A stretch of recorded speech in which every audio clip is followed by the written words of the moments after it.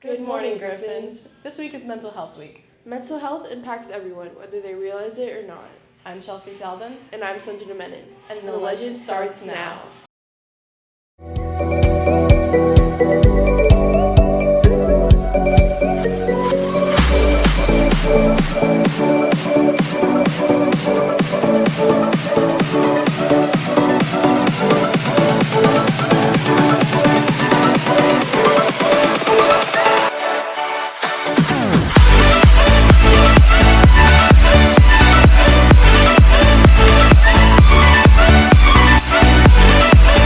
This week, we focus on mental health around Sickles High School.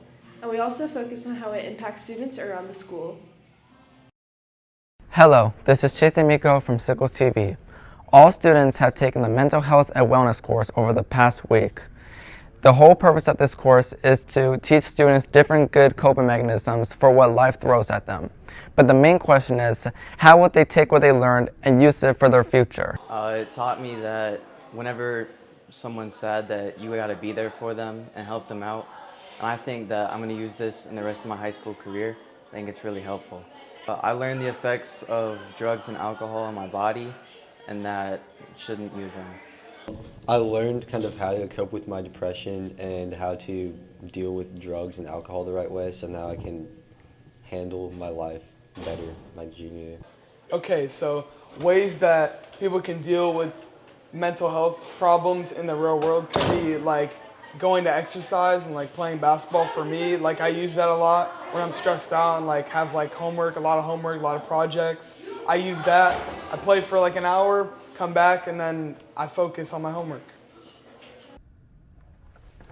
As students face their next challenge in life, it's important for them to use the knowledge that this course provides. Our state legislators should continue down the path in securing the mental well-being of our students. In January and February, all students at Sickles, as well as the whole state of Florida, took part in the first ever mental health training. While feedback from students and staff were sort of negative, and they didn't want to take any more time out of class to do any more mental health training, we have to ask what's next for educating and training students and staff in the school systems. We're going to talk to Ms. Luloff, the Assistant Principal of Curriculum, to find out what's next for students. Well, the mental health training is yearly. That's required by the district and the state. So you'll expect to do something similar to what you did this year. It might be different. We're not sure yet. They might change the programs. However, all grades 9 through 12 are required to do 6 hours of mental health training every year. In addition to the modules that you completed this year, the seniors will be attending the NOPE presentation, which is the Narcotics Awareness Program, where the mothers of students that have either died from an overdose or something similar come in and discuss the dangers of narcotics and drinking. Freshmen will also be doing the alcohol awareness through HOPE class. I think stress and anxiety is becoming more and more prevalent with students your age, whether that be because of academics or personal things going on in their own lives. So learning coping skills is definitely necessary. Our school psychologist and social worker and our entire mental health team and guidance are working on different programs.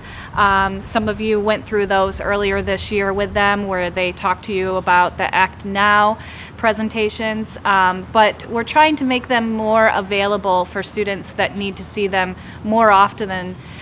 It's difficult with programming and everything that goes on in a high school, but we're definitely trying to make more time for students to be able to come down and see their counselors when they are having stress or anxiety. As you can see, there's a lot of stuff to look forward to in regards to mental health. And if you have any questions, please feel free to go see Ms. Luloff or Guidance.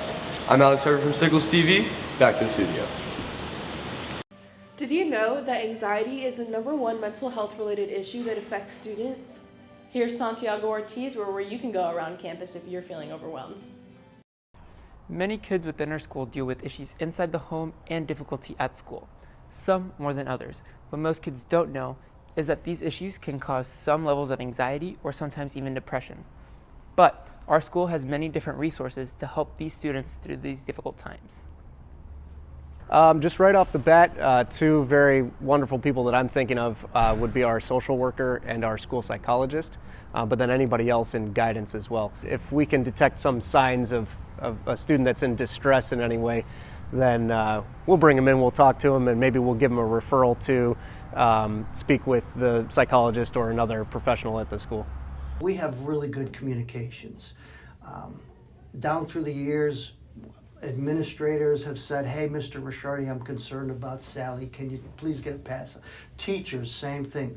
Parents, feel free to call me. So we have a good funnel of there are concerns routed to the counselor, the psychologist, and the social worker to help the young person push through their problems. Actually, I've gone to the guidance counselor a few times when I get really anxious, or I've gone to like my favorite teacher, people who know me really well and they can help talk me down out of it.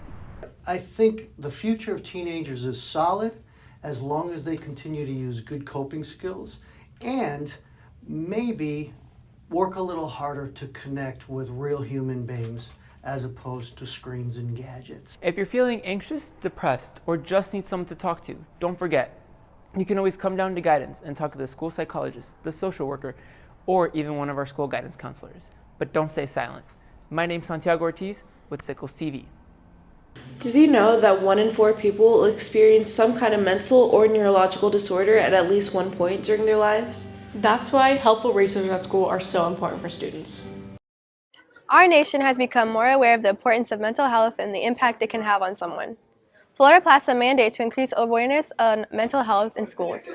Sickles has taken notice of how this is significant and are taking steps to provide resources for the student body. I know that here at Sickles, some of the resources that the school provides for mental health are, we have a school therapist, we have a social worker, and they always kind of tell us that we can go to our teachers for help. I think some of the things the school could do to raise awareness and, advertise the resources we have here at Sickles is to just normalize it, talk about it more often, so that way people who are struggling feel like it is normal and that, that's a constant reminder that there are people that they could go to. With additional funding, we would have more psychologists, more social workers, and more counseling so that we could give the students undivided attention as opposed to relatively quick attention.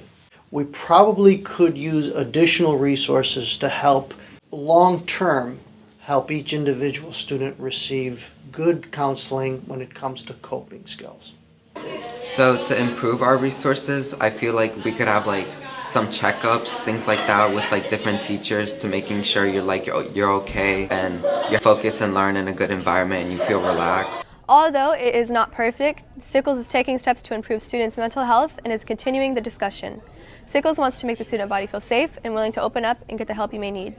If you ever need someone to talk to, we have a caring staff that wants to help support you. I'm Elizabeth Rodriguez from Sickles TV, signing out. Oftentimes, students put on a mask to cover up how they're actually feeling inside. Here's a PSA on why you should never be afraid to show how you're truly feeling.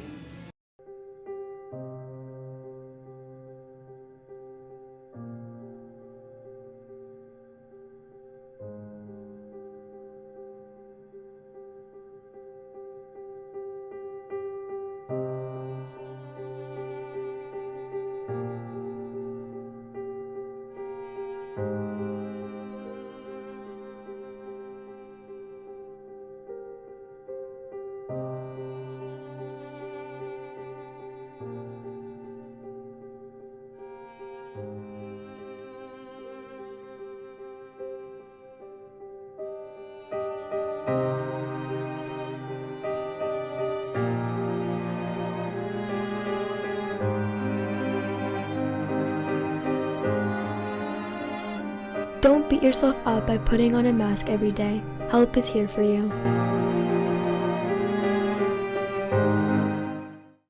Many students, especially in this generation, are unaware of just how much their mental health has deteriorated. Here's Anya with more.